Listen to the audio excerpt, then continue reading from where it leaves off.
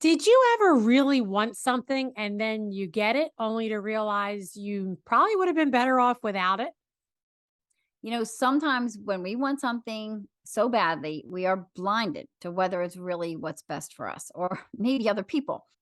Today, we're going to see this very thing in our Why Is That in the Bible passage.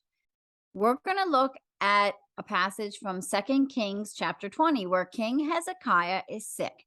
And the prophet Isaiah tells him that God has told him to get his affairs in order because he will not survive. King Hezekiah then prays to God.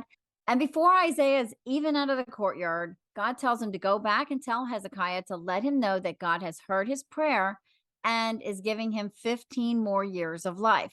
This passage on Hezekiah receiving an extra 15 years of life raises a lot of questions.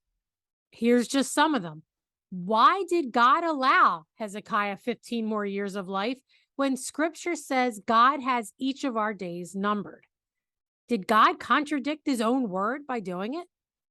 Why did Hezekiah sin like he did after God just gave him the miracle?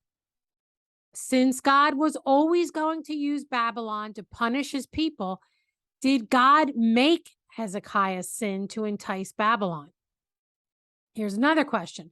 Does God ever lead us into sin as part of his plan and purposes? And the big issue and question that is constantly debated about, and Chris, we see it all the time, Yep. is the question about our free will versus the sovereignty of God. So, Chris, this is another complex passage. So let's start digging in.